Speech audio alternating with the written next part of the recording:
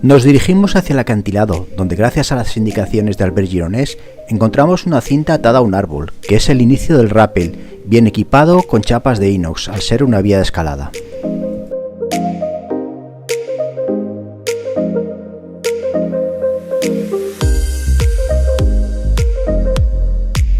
Hola, buenos días. Hoy vamos a intentar hacer el Pou del Narcís, que está entre Estartit y Escala. Primero tendremos que bajar una pared de unos 50-60 metros y luego ir a buscar la cabecera de la sima de otros 70 metros. A ver hasta dónde llegamos. Empezaremos el descenso montando 5 o 6 fraccionamientos para evitar roces de la cuerda hasta llegar a un gran volado. En todo momento tendremos las impresionantes vistas de la Foradada.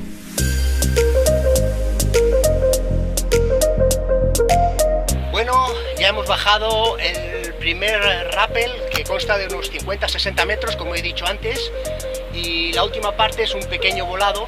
Ahora, si os fijáis en la cámara, ahí está bajando Miki y María.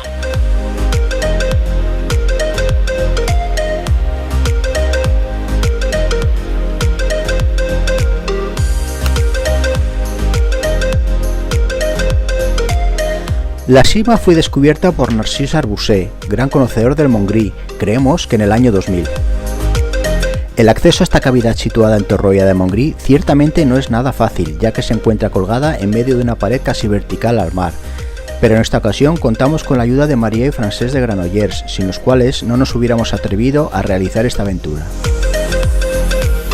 Encontramos la cabecera de la sima a modo de trinchera, nuevamente gracias a las indicaciones de Albert, que nos avisó de la instalación de cintas y algún pasamanos que indican la buena dirección.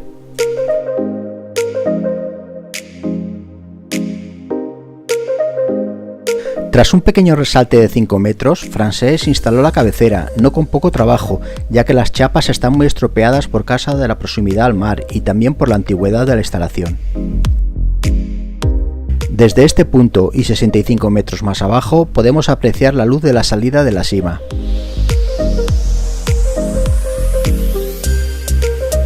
Tal vez lo más espectacular del pozo son las vistas de la Foradada cuando llegas al final, que se abre en una sala de unos 20 metros de alto y donde tendremos que hacer un último y delicado fraccionamiento.